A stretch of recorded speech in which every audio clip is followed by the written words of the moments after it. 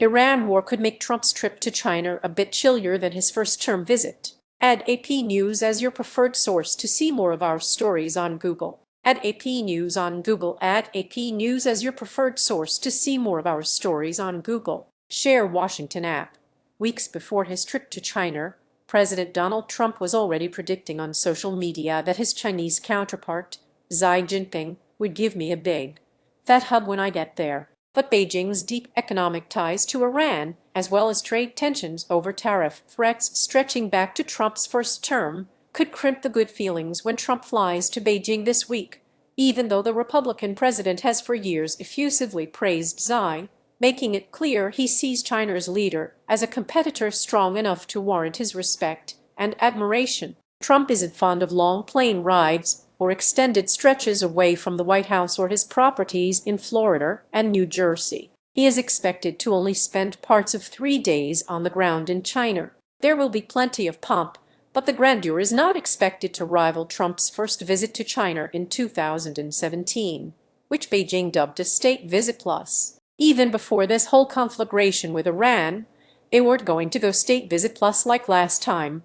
just because things are tense, said Jonathan Czin, a former director for China at the National Security Council during the Biden administration. Xi's better understanding of Trump on Trump's first-term trip, China rolled out the red carpet for his arrival, with a band playing military music and children waving flags and chanting welcome. Xi offered a tour of the Forbidden City. Trump and First Lady Melania Trump even had a private dinner there. Trump was the first foreign leader since the People's Republic of China was founded in 1949 to experience what was once reserved for emperors. The following morning brought another welcome ceremony at the Great Hall of the People and featured a military parade. There also was a state banquet in Trump's honor with video highlights from the Chinese leader's previous visit to Florida and a clip of Trump's granddaughter Arabella singing in Chinese. Beijing does not offer this level of spectacle to most visiting foreign leaders. When British Prime Minister Keir Starmer visited the Forbidden City in January,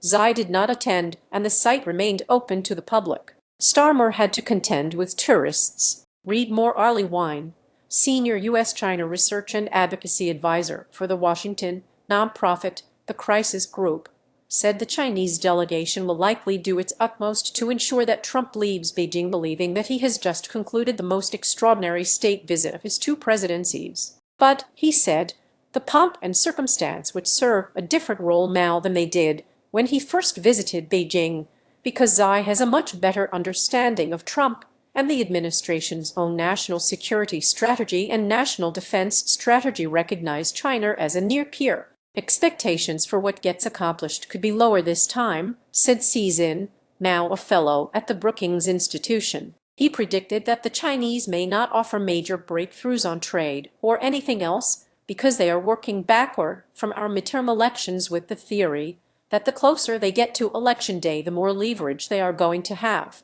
The GOP is focused on retaining control of Congress, even as polling shows most Americans are unhappy with Trump's economic policies and believe that the United States went too far in Iran.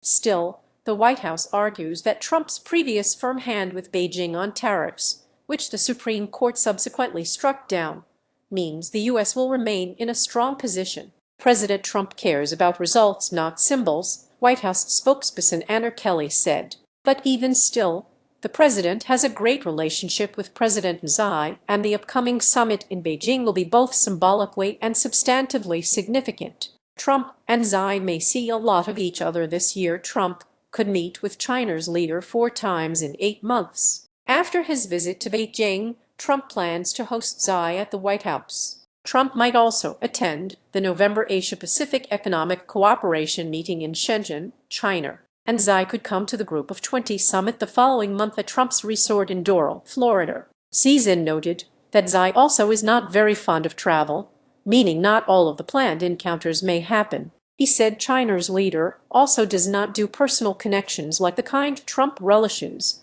noting Xi led a Chinese military purge in January that included replacing officials with long-standing personal ties to his family. Wine, though, said Xi also appreciates that he is unlikely to deal with another U.S. president who admires him as greatly and embraces as narrow a view of strategic competition. That means Xi may attempt to pocket as many economic and security concessions from Trump as possible, Wind said. Trump has long praised Xi. Trump told the Wall Street Journal's editorial board in 2024 that Xi was actually a really good, I don't want to say friend. I don't want to act foolish. He was my friend, but I got along with him great. Trump even suggested at the time that military force might not be required to ensure that Chinese troops do not encroach on Taiwan, simply because China's leader respects me, despite Trump more recently discussing potentially selling arms to Taiwan.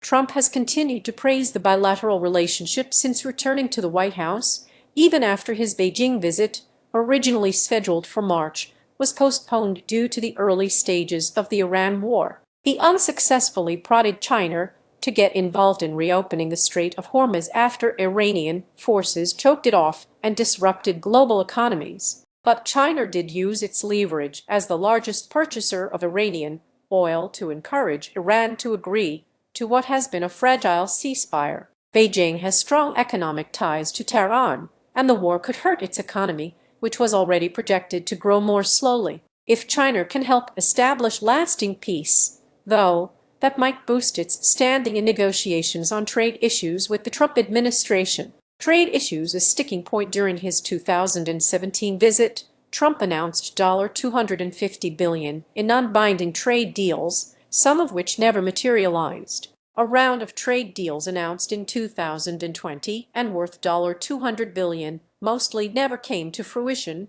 before Trump's first term ended. More recently, Trump's announcement last year of steep global tariffs prompted China to cut off purchases of U.S. soybeans and clamp down on exports of rare earth minerals needed by American factories. Tensions have eased somewhat since the